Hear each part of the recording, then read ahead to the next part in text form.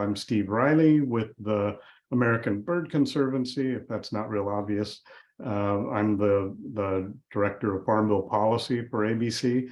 And so grasslands are really important to us right now, mostly because they've been long neglected in a lot of quarters, and the birds have declined really poorly, and we'll talk more about that really badly in the grasslands. But one note about the Wildlife Society, Terry and I have both been members of the Wildlife Society for over 40 years each. So a little bit of background there, and both are certified wildlife biologists. Terry, you want to do an introduction? Yeah, my name is Terry Riley, and I work as a policy director for the North American Grouse Partnership.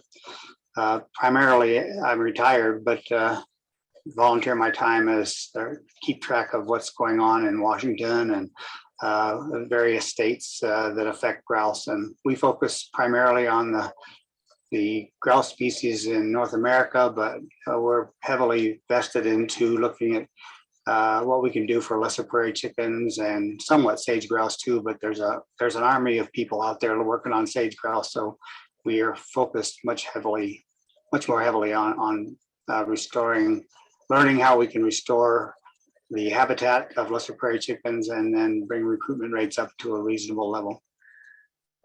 Very good. So I'm going to kick off our slideshow, and we're going to kind of take turns hitting some points that kind of frame this up. If I can make that happen, I will.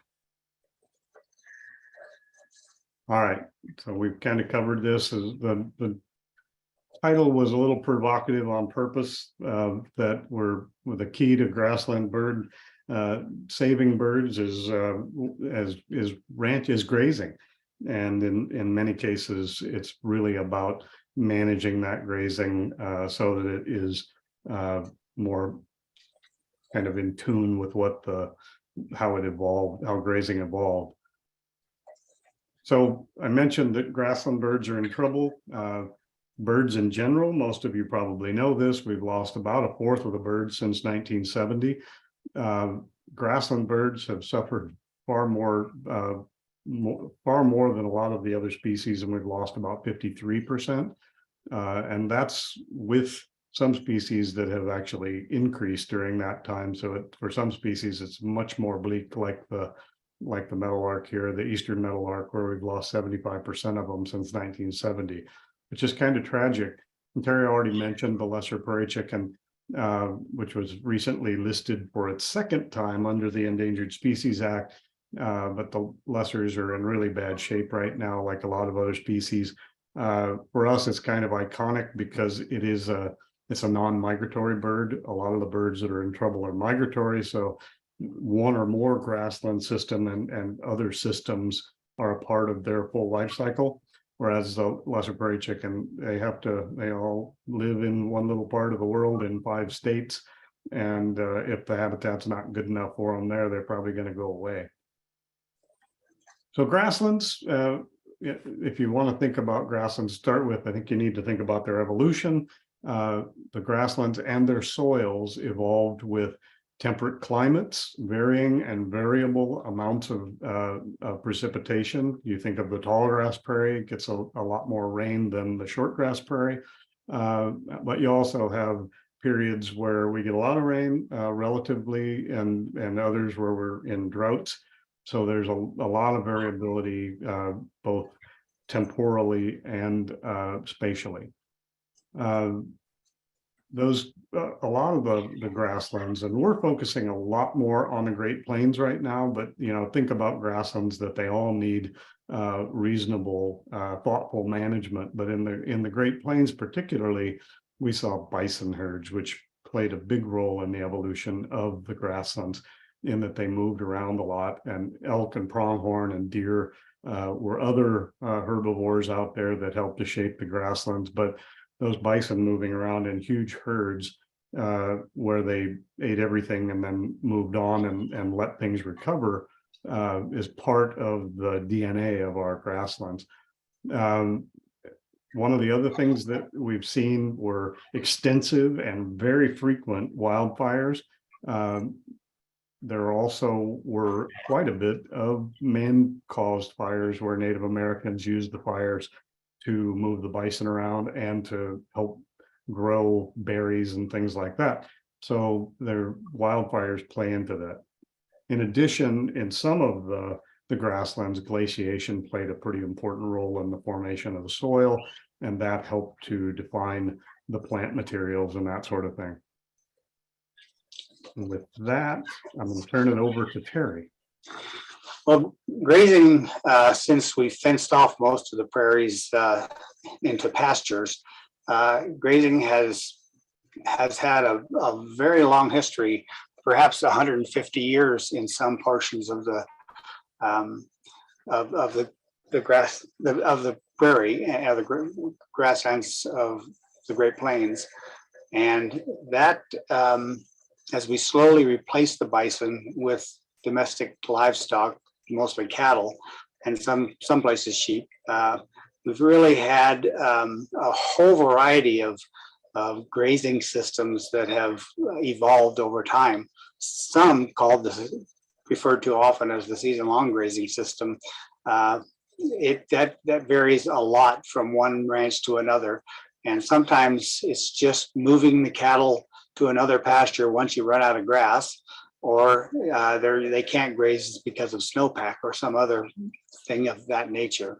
So, but these are some of the more harmful types of grazing systems, because they oftentimes affect in a negative way a lot of the native plants that need to regenerate and reproduce once in a while. But if you graze them off every single year in June and July, they never really have a chance to flourish.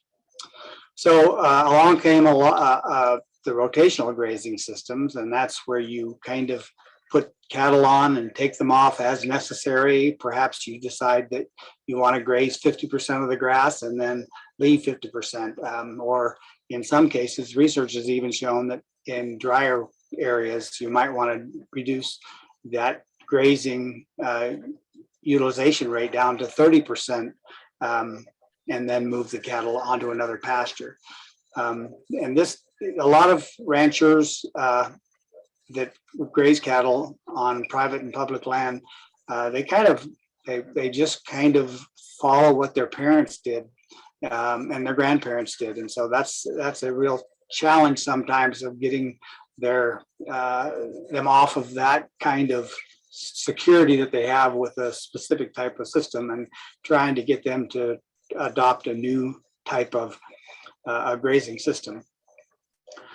Scheduled rest periods really emulate the large herds of bison roaming over large landscapes and no fences to slow them down.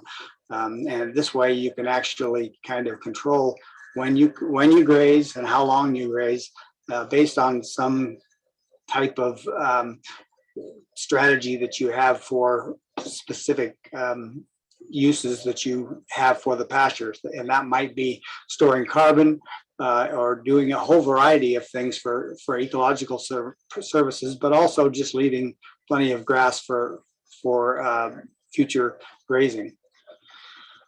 And that's pretty much the basic types that are out there. But there are many types of, like I said earlier, many types of grazing systems that are used. And I was in a coffee shop not too long ago, and I just heard a rancher say, "Oh boy, now I've got to find another pasture to put my cattle on, because I have they've eaten all my grass, so now I have to go rent a pasture to put them on somebody else's grass." So it's quite a challenge for many of the producers to keep up with some kind of a managed grazing system when they run out of grass. Next slide.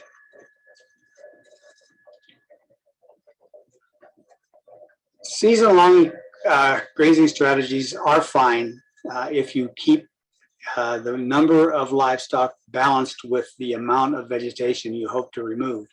But as we all know, businesses sometimes do well and sometimes they don't. Cattle prices go up and people sometimes stock really heavily to be able to capitalize on those prices. And that may be during a drought, and that can be very, very tough in the arid regions, where you begin over time to really change the kind of vegetation that's out there, and the desirable grasses for forage for cattle, those species get hammered pretty hard before they start eating the more undesirable species or the unpalatable species. And it is a real challenge to try to keep the ecosystem in balance if you are always just leaving the cattle along as long as you can. It really affects the ecology of the area. The real long-term effect, and if you think about some of these pastures have been grazed for 150 years, you can really begin to impact the plant structure and the heterogeneity of plants that are out there, and especially the native plants. They are oftentimes the more desirable forage, especially grasses, and a lot of grasses like native tall grass species and bunch grasses oftentimes in drier climates are eliminated completely, even though they're very desirable. The other problem you have is this biodiversity, or problems you have is biodiversity and soil health can decline significantly. And over time, you can actually, in some of the drier climates, you can actually remove the upper layers of your soil horizon, and that really begins to affect even your forage production, pounds per acre of forage over time. And again, the ranchers are chasing grass production that is slowly declining over time.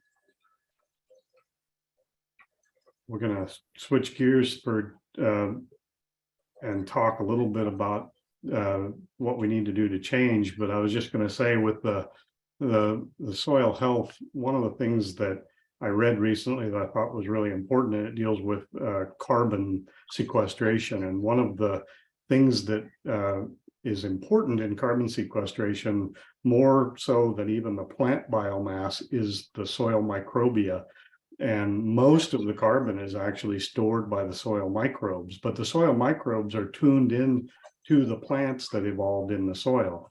So if you're trying to do things to reproduce or emulate what was natural in carbon sequestration, but you're using non-native plants, you're probably pushing a rope a little bit because you're working against the way the soil evolved. So in a lot of cases, that biodiversity is important to the soil microbes, and that really helps us on the carbon side of things as well.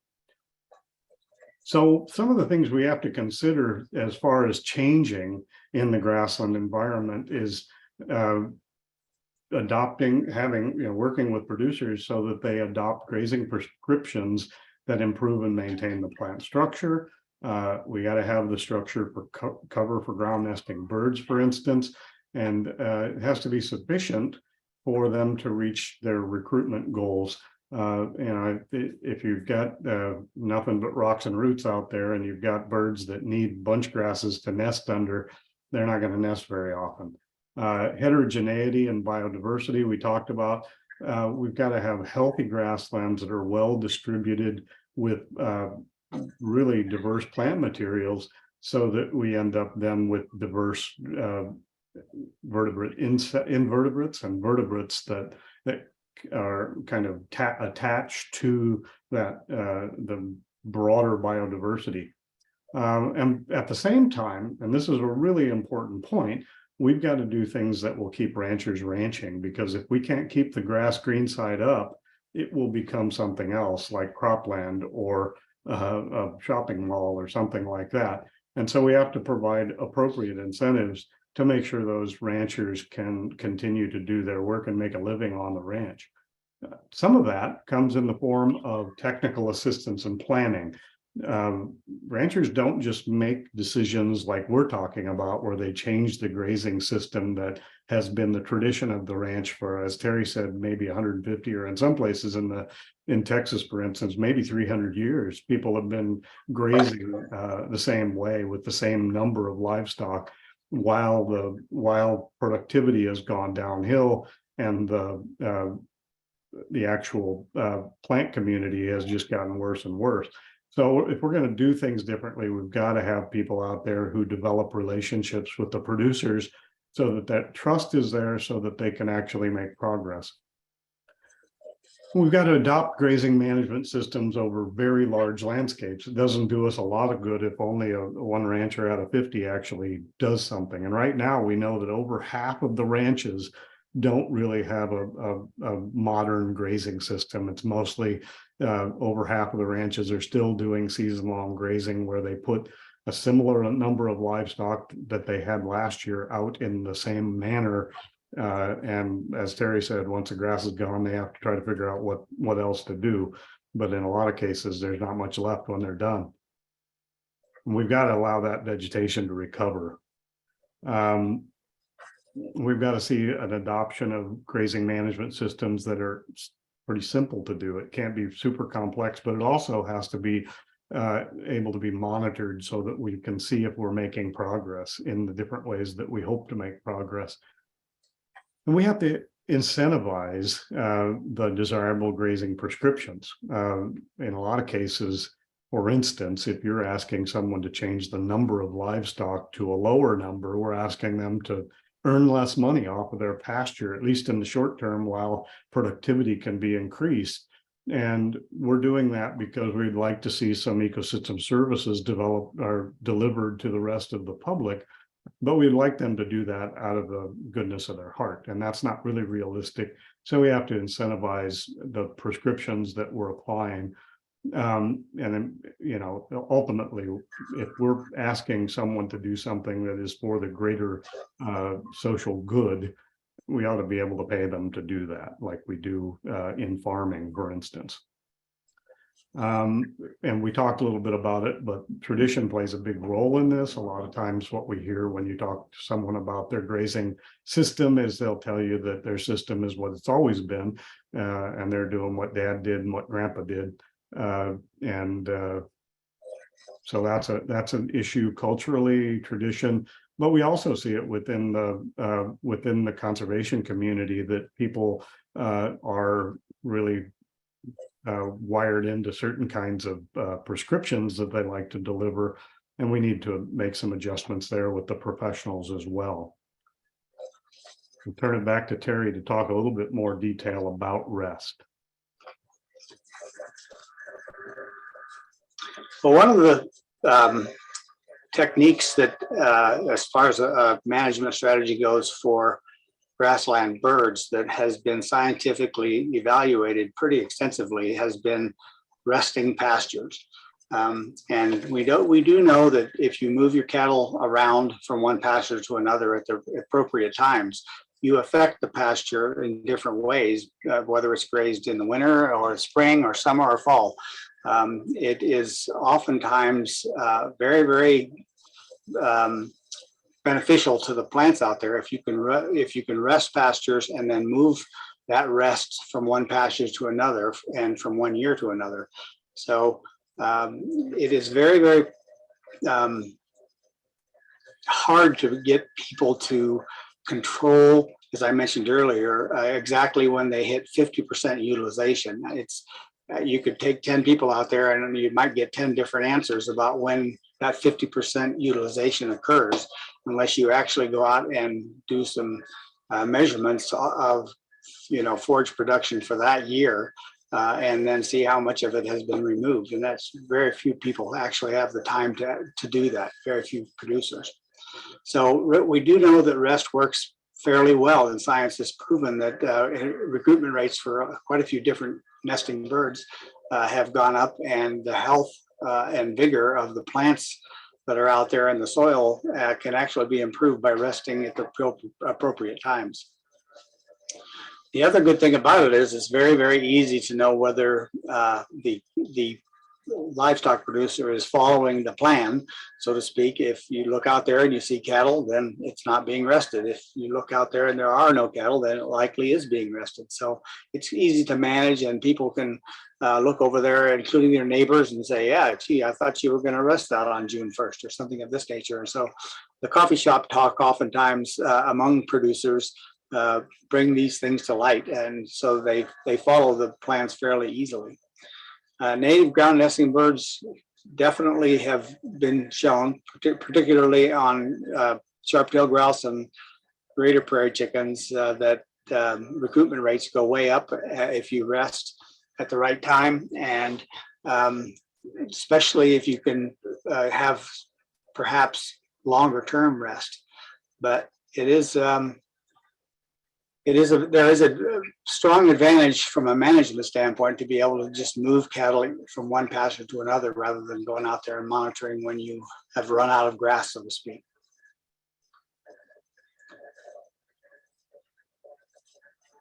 The other benefit of rest is that if you do encounter a drought or some kind of a crisis as far as being able to access grass or have any grass at all, that you can actually use these as reserves on those real dry years if you need to put cattle somewhere.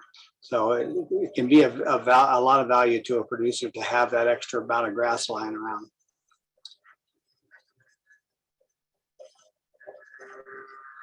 And as I mentioned, sometimes, we have been, we meaning the Grouse Partnership and ABC have been talking about, extended rest periods for each pasture, perhaps 1 to 3 years, or sometimes even longer, depending on what the condition of the pasture is at any given time.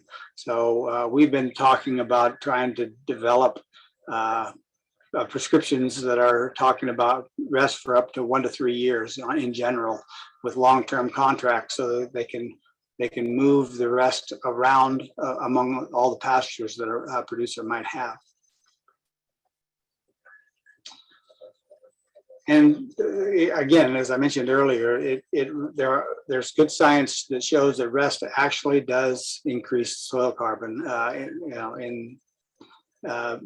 that's stored in the soil. So there are lots of values to it.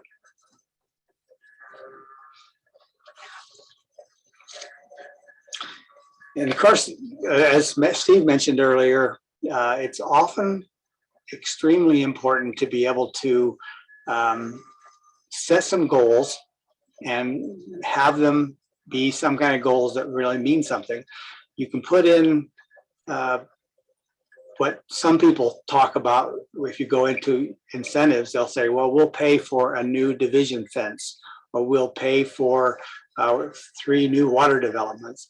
But that doesn't really tell you whether you've reached the ecological goals or even the amount of grass production changes that you might have set for goals. So we often talk more about just actually having outcomes, and what type of goals you set for your pastures, and what kind of goals you might want to do, such as increase ground nesting bird recruitment or improve soil carbon sequestration rates. And again, you want to, over the long term, if you keep the more progressive grazing strategies going, you'll actually increase palatable forage production in many ways. So incentives are needed. You need to get out there, and you have to talk the producer into actually signing up for incentives through the Farm Bill or some other system. And you have that oftentimes is the most difficult thing to do, because ranchers are not necessarily friends with all the USDA people in the county and or other government entities for that matter. Not like farmers are.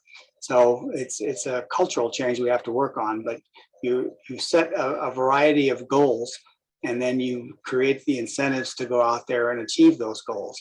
But again, they should be outcome based, so that you talk about that you want to increase forage production, say on average from 300 pounds per acre per year to 700 pounds per acre per year. Those are the kind of goals that are much more outcome based, and you can actually go out there and measure those and achieve goals that have some real benefit.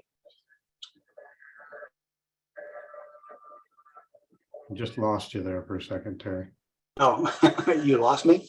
Yeah, your bandwidth must have shrunk up.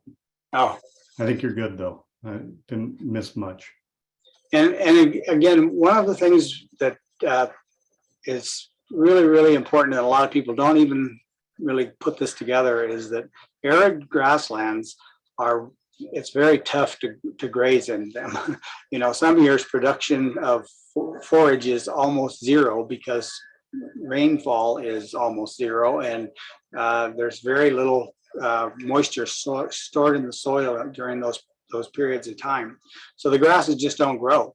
And that can really affect an operation, obviously. And so you need some incentives out there for rest and to maximize production and increase a variety of things that you might want to have ecologically for the area, particularly over very large landscapes, because we have 600 plus million acres of grassland in North America. And the fact is the arid grasslands are the ones that are in the most trouble. So we want to transition to talking a little bit about the Farm Bill and what some of the incentives that are out there might look like. In the current Farm Bill, which ends on September 30th, the baseline for conservation title programs is about $20 billion. In the Farm Bill that we're working on right now, we expect that baseline to be the same. And last year, you're probably all familiar with the Inflation Reduction Act, but it actually added an additional $20 billion to the conservation title, a lot of which is geared towards being, I guess they'll be able to spend it through 2031. So there's a bunch of money out there for work right now to try to do things with farmers and ranchers. Most of the money traditionally that has been used for conservation has gone into the farm part of the Farm Bill, and not so much with the ranchers. And so we'd like to see, since such a large portion of the country, about a third of the country is grassland, we'd like to see a lot more emphasis on the native grasslands that are out there and the other grasslands that are associated with them, like tame pastures and that, but really working towards incentivizing grazing better. One of the kinds of incentives that we have that's really important, we talked about a little bit, is technical assistance. And technical assistance is really all of these transactions that take place between a rancher and a conservation practitioner happen on a one-on-one level. And there's lots and lots of farmers and ranchers out there. So in order to be able to deliver that kind of service, we really need to have a lot more people on the ground, and there's a bunch more money to put people on the ground. It's kind of a sad time right now in wildlife management because it's really hard to fill all these jobs that are out there. And we're talking about several thousand jobs that are in the process of being filled to try to meet this need, where producers can have someone that they developed a trust relationship with to help them. And that's not only NRCS employees, but a thing called private technical service providers, which there's a way people can become that and help deliver technical services. But there are also a lot of partnerships out there, and many of you are probably familiar with things like the Pheasants Forever's Farm Bill Biologist program, where these big partnerships put people in NRCS offices oftentimes and help deliver programs. That's really important. There's a lot of funds out there to do this. And like I say, one of the biggest problems we're going to face is just being able to find enough qualified people and get them trained in time, particularly to spend wisely the IRA dollars. And The other side of this conservation work in the Farm Bill is what we call financial assistance, and that's the programs out there. So if you're familiar with the Conservation Reserve Program or the Environmental Quality Incentives Program, or maybe the Regional Conservation Partnership Program and a number of others, you'll know that that's the lever we use when we develop a conservation plan through technical assistance to get people to adopt those new conservation practices, and in many cases to help pay for entirely the conservation practice. The other thing that we have out there right now that was passed as a part of the last Farm Bill and will probably shore up even more in the current Farm Bill is the authority and funding for monitoring. And this gets back a little bit to what Terry talked about, outcome-based conservation. For a long time, we've been more worried about outputs in terms of how many acres did we put in, how many linear feet of fence or pipe did we put in, and now we really need to focus more on what good is it doing. Does it do a lot of good to put a cross fence in if you don't change the grazing strategy in some way, demonstrable way, so that you end up with more grass, higher diversity, something that can be measured. So we need to do a lot better job of measuring. So one of the things to maybe put a little finer point on some of what we talked about, this is something that ABC and North American Grouse Partnership have been collaborating on in the Farm Bill, is to talk about how do we do something demonstrable associated with rest. And we've called this Rest-Recover-Recapture, to talk about framing up rest as a way to recover plant communities and at the same time capture carbon. And those things are all quite doable. The model that I'm showing on the right is an oversimplification, but it serves to illustrate what you might do under a program. And the model itself shows a simple 5 pasture system. They're not going to be a circle like this, but it's easier to do a circle. And they're probably not going to be pie pieces, although some of the grazing systems actually try to do that. I'm not necessarily advocating for that, but what you would do under this system is have a 10-year contract, and during that 10-year contract, each of these pastures would be rested for a full year. Again, it's an oversimplification. We don't expect that in Missouri you're going to need to always do it this way. And if we're going to be in Idaho, we might need to rest even longer, maybe 3, maybe 5 years. But we think we ought to be able to provide incentives and contracts to be able to do that. We like the idea of sequential rested pastures because we end up with different plant materials that may be represented better at different times after a rest. We also think that, of course, we're going to see a lot different structure in those rested pastures than in the non-rested pastures, and you'll see a variation among the pastures depending on years after rest. And again, it might be for 3 years, so you'd have something different. And if we had a number of ranchers involved, you'd see a mosaic on the landscape of pastures that are being rested. So a bird like the lesser prairie chicken can find those, or a migratory bird can simply, when they're migrating through and looking for their nesting and pairing habitat, they can actually seek those out. Again, the model could be as simple as using the Environmental Quality Incentives Program, where we maybe put a 10-year contract in that looks a lot like this wheel. We might want to pair up some IRA dollars with if you're familiar with the grazing or grassland portion of CRP that they call CRP Grasslands. There's about 6 million acres enrolled in right now. You might piggyback a payment to do some rest in that CRP contract. That might be a 30-year contract. And so we might have some fences that are already out there, and we may be able to set aside some of those pastures for longer periods of time. And again, we're talking about establishing and being able to measure long-term outcomes from the work that we're doing. and having those monitoring protocols, doing some good science to be able to make sure that the plant community is improving. Maybe we're storing some carbon and we can measure how much, and that the vertebrates and invertebrates are actually responding to the treatments in a way that we're getting the outcomes that are desired and that we're paid for.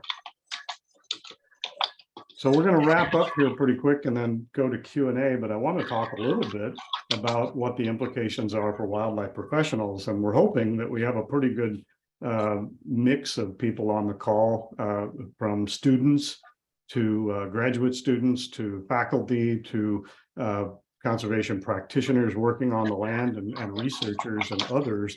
And that's why probably for some of you, I've looked through some of the people on the list and you're probably saying, well, this is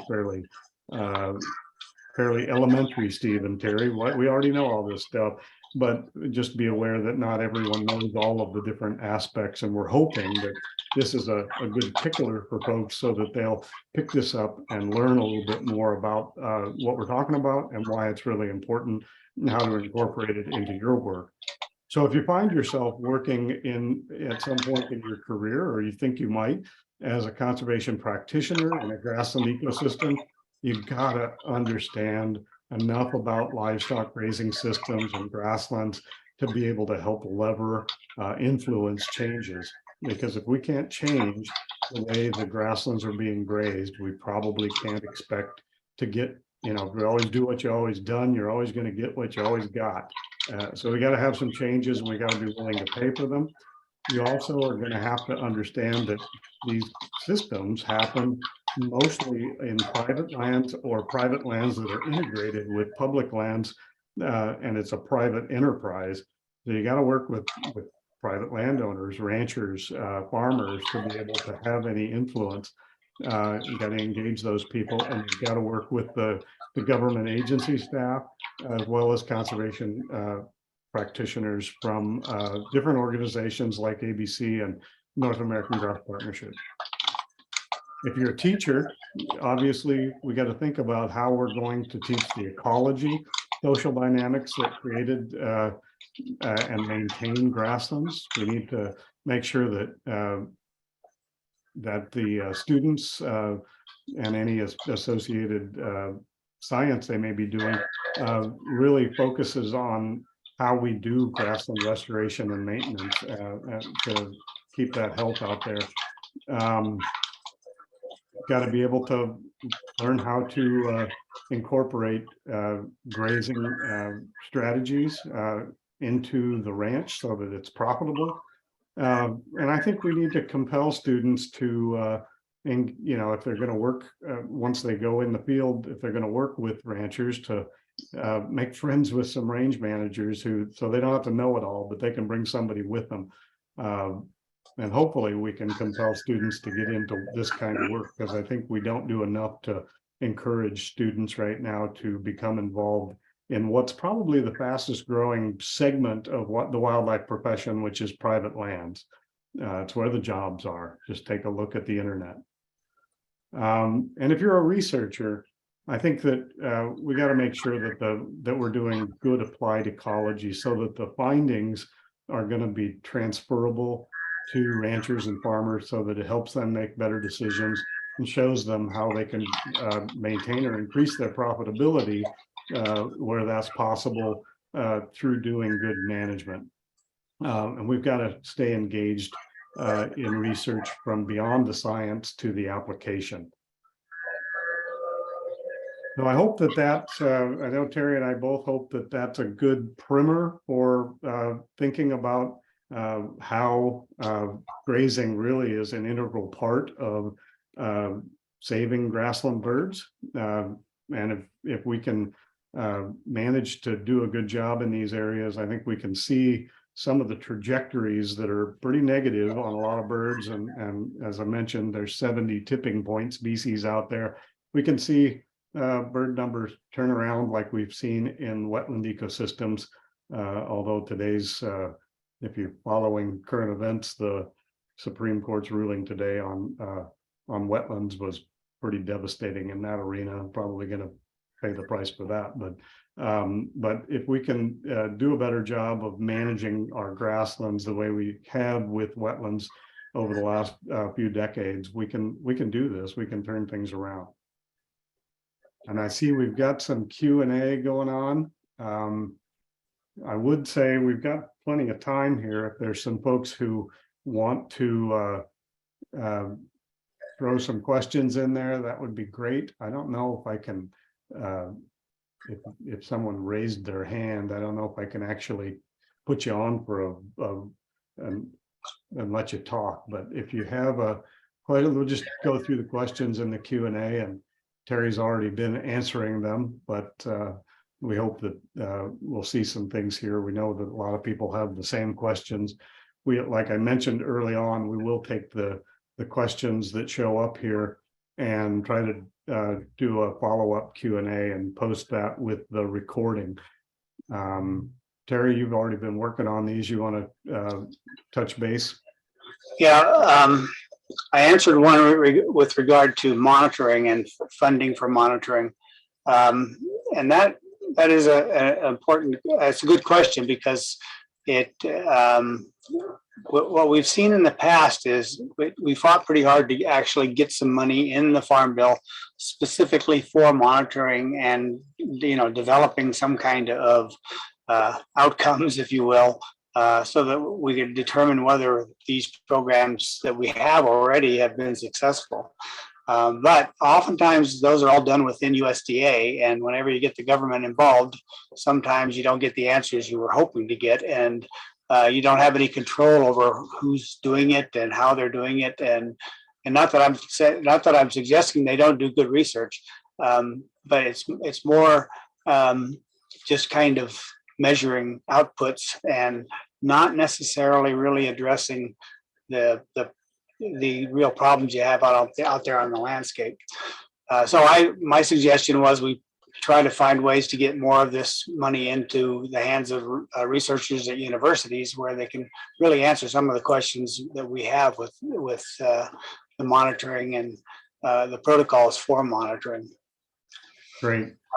I see that Tice threw something in about the CART program. Yeah. That's good. We also got some other questions here. Greg says, can you speak to the influence of corporate ownership as opposed to private ownership of private lands, grazing, and management implications, what this means in terms of conservation progress? And that's a pretty broad question. I think trying to define the difference between corporate and private is challenging, but in some cases, corporations are good to work with because they own large parcels of land, and if they have the right mindset, you can do good things. But in a lot of cases, they tend to be not people living on the land, and they maybe don't have the history with the land and the love of the land that you would hope to get from a rancher. And so the influence there is that unfortunately, if your goal is to make the most money, particularly if it's the most money in the next quarter, you're probably going to put too much pressure on the range. But if you're looking maybe at the long term and sustainability and productivity over the long haul as a corporate ranch, then maybe that works. But it's the implications are that it's maybe not helpful. And Aviva asked, is there a central database for incentive programs encouraging ecosystem-friendly practices for ranchers? And in actuality, the number of, I guess it depends on what you define as an incentive. An incentive might be, the rancher wants to put in a new division fence, and he doesn't want to pay for the whole thing. So the incentive is that the Farm Bill pays for 50% and the rancher pays for 50%.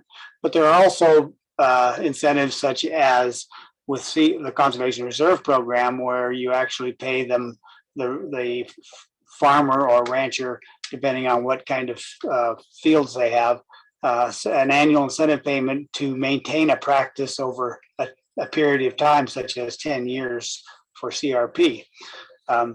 That doesn't necessarily work for ranchers, because ranchers aren't necessarily interested in locking away a piece of land for 10 years and keeping the cattle off of it. But Grassland CRP now is a newer program within the umbrella of the Conservation Reserve Program, and that does allow for grazing.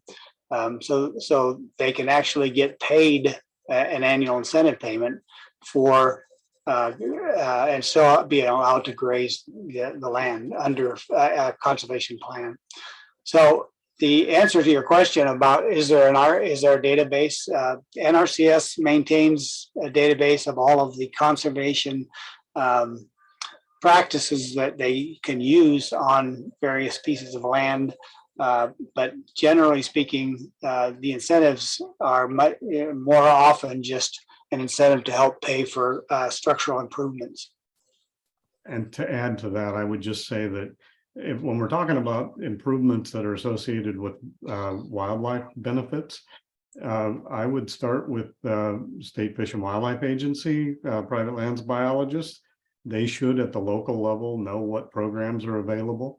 That's part of their job, and how they're being applied. And you can also work with, kind of as an extension of that, with a lot of the conservation NGOs out there, and the Partners for Fish and Wildlife program of Fish and Wildlife Service. They should all be really knowledgeable at the local level, which is where this really matters. Matt, you had thrown a job posting out there and wanted maybe to talk about it. If you unmute yourself, I think we've allowed you to be able to speak to that if you want to. Yeah. Thanks, Steve. This has been great. Really informative. I appreciate the things you guys have put together. You know, one of the limitations that I've had with ranchers that I work with, as well as on my family ranches, you know, with the NRCS cost share, it's creating amazing programs, but to actually be able to front the money for those projects, you need to front the entire cost of the project from the beginning, and then NRCS reimburses you. So being able to figure out how to match those NRCS funds with other funding that's available, whether it's through state conservation organizations or ABC or others, I think is the determining factor of whether a lot of these mom and pop ranchers can do conservation practices on the land and get the infrastructure on the ground. So if you guys have any more info about, you know, state projects or funding opportunities for financial assistance, I think that's the thing that could help a lot of ranchers. My question was in regards to the Rest-Recover-Recapture concept. Is this concept actually in practice? And if so, what program is it funded under by the Farm Bill? Like, yeah, it's not in practice yet. Okay. I mean, it could be. I mean, right now, the authorities that NRCS possesses, they could do this. And we've been encouraging it in various different ways. We also think that some tweaks in the Farm Bill that we're suggesting can make that better. One of the things that could happen right now as well is piggybacking on grassland CRP acres with an NRCS payment for rest. We've suggested that they're already getting a rental payment that's based on either the cash rent value of the land or a minimum that has been set, which I think is like $16 an acre in the West, because it's so small, such a small amount. But we've suggested that maybe if they want to pay for the rest on top of that, that for the pastures that are rested, they just double that amount. And that may seem a little cavalier, but when you consider what CRP generally costs, if you're talking about Corn Belt CRP, we're talking about an order of magnitude different in cost, and we're talking about no restoration required, just need to rest it. So that's right. It could be done right now. You could go as far as we have suggested and Terry actually drafted an entirely new program that would decouple the kind of grassland CRP approach from regular CRP and create a grassland reserve program or grazing lands reserve program, something like that. But there are ways to do it, and we're working on both sides of it right now, administratively and on the law. That's fantastic. Well, I'd love to figure out how we can support that and, potentially even base it off market value of grass or a lease to where someone could be paid the same amount for their grass if they're resting. I think it's a great Exactly, idea. exactly. That's what we want. We would like to see this be a replacement of foregone income. And to your point about incentives normally coming after the fact, that's true.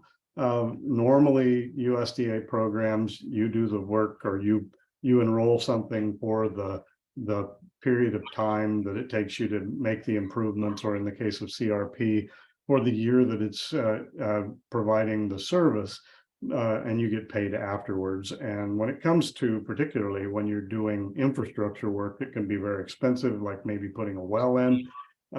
It becomes pretty challenging at times for producers to be able to come up with the corpus to pay for that.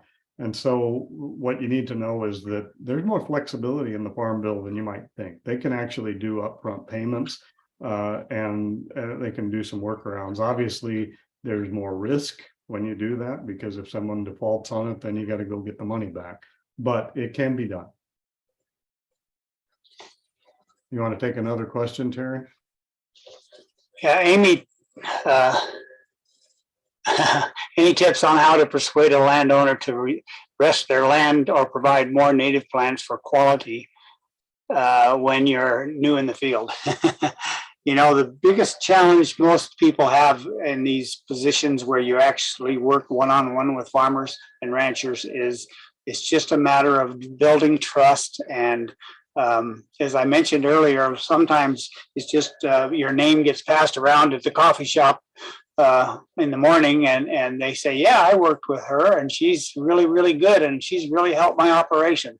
And so it's a matter of building trust. And I think several studies, not necessarily real scientific studies, but studies have shown that, a biologist in the field has an area that is, so many miles across that they can effectively work with the farmers and ranchers within that area. And, they can impact a fair amount of acres each year if they aren't stretched too thin. So the only tip I can say is you just have to get out there and start working with them and build trust with them. Yeah, I'd just add that this is all about building the trust and meaning personal relationships. And some of the strategies that I've used and coached private lands biologists with to improve their success is, when you first show up, what we find is that typically half of the private lands biologists who take their first job are doing it from a long distance from where they grew up. So they don't have any contacts there. They're starting from scratch. And so a lot of times, particularly if you're not very inclined to go out and hang out with a bunch of farmers and ranchers at the local coffee shop or whatever, it's challenging to break the ice. And so one of the things that you need to do is set some reasonable targets for how many landowners you meet with in a given amount of time. I always started people with a goal of 30 per month of real meaningful conservation conversations, and it will build from there. But if you set that 30 target, that's roughly, a little more than one a day. Then you start asking, instead of how much, you start talking more about how do you do it. And that can vary, but you can talk to other practitioners, the farmers and ranchers that you meet. You can talk to them and get referrals. You can go into the NRCS files or the State Fish and Wildlife Agency files and look for projects that have been done in the past and make a call to those people who've already shown some interest. So there are a lot of different ways that you can do it. But I will tell you this, if you look at where conservation happens, it always happens in concentric rings around people who have figured out how to be effective. And those people are the ones you should ask. You can handle this next one from Greg. All right, which one are we doing? Cost benefit comparisons of paying incentives versus purchasing conservation easement. Yeah, that's one of the things that we always deal with when we're working in the private land arena is the concept of intensive versus extensive work. If you choose to do only conservation easements, you choose the path of extensive, where we're going to spend a lot of time. Takes 10 times as much time to do a conservation easement as it does to do a contract.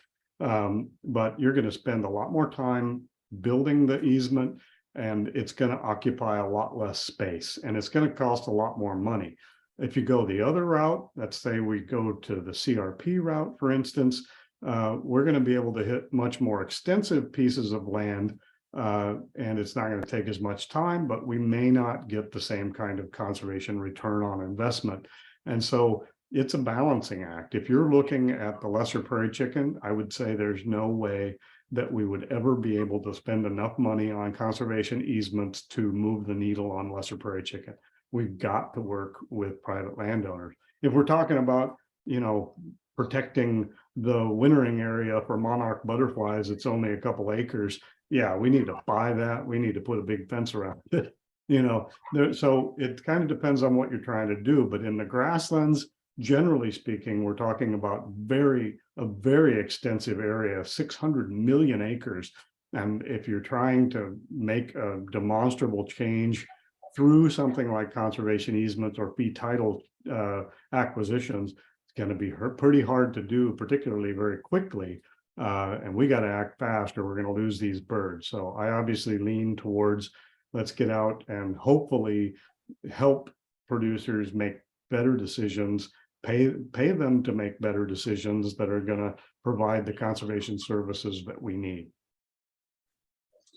Well, I think we're about done with our webinar right now, and they're going to be cutting us off here in a few seconds. So again, Steve mentioned that we'll try to address some of these questions and get them back out.